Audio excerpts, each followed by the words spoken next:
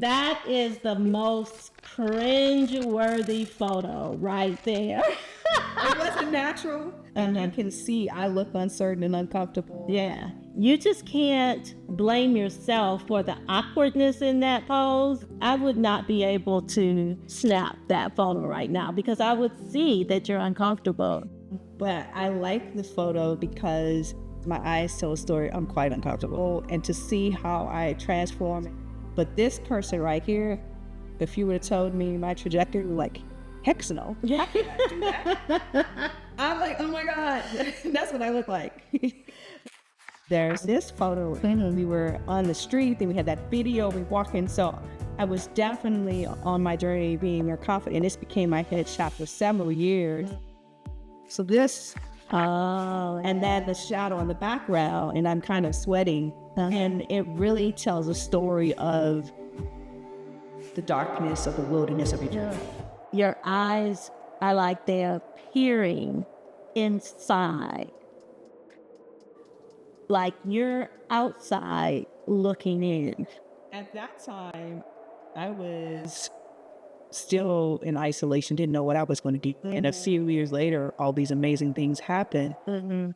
Teaches you that in the midst of the anxiety, in the midst of the wilderness, the darkness, the sweat, you keep going and let it unfold. It's amazing how we get that story from that picture.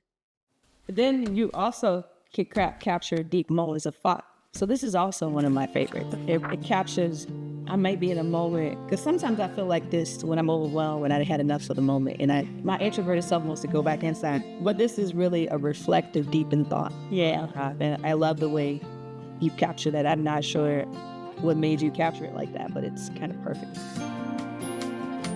Looking at this photo of you and Toastmasters, taken with the camera on the phone, no technical perfection of this image at all, and so impressed with your speaking skills even at that time. They were still unpolished. You were still learning. But this is still a part of your journey. It's as important as these images later, where you're more polished and you're more confident on your journey. I'll spend a lot of time post-processing an image that I think is technically on point. And there is an image that may be a little bit blurry, but I include it because I know that I see personality and character.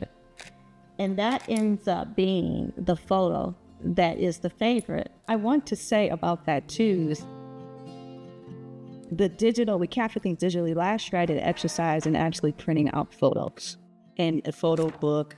Because remember when you would go to family events, the first thing you want to pick is the album and tell the story. People were like pointing, oh, remember? Yeah. I try to do the same. I found this little antique box and thought it would be perfect to sit on the coffee table and to share family mementos. I just was like, let me print some of this out. I have all these digital photos. If I lose them, I lose everything. When you brought this up about, having a conversation, going back over the photos that I've taken of you, and this discussion that we're having right now, it makes me appreciate when others allow me into their space. As a photographer, I feel more connected to a person after I've been invited into that space because it's so intimate, it's so personal. When you are not just taking pictures, but really just trying to capture the essence of that person. It just makes me appreciate that God gave me this gift, really. I really hope that after watching this discussion that people really think more about the process and capturing the moments, even and imperfection because it connects the dots and shows you that every aspect of your journey matters. I mean, it just solidifies to me the power of visual storytelling, the power of an image, the story in every photo.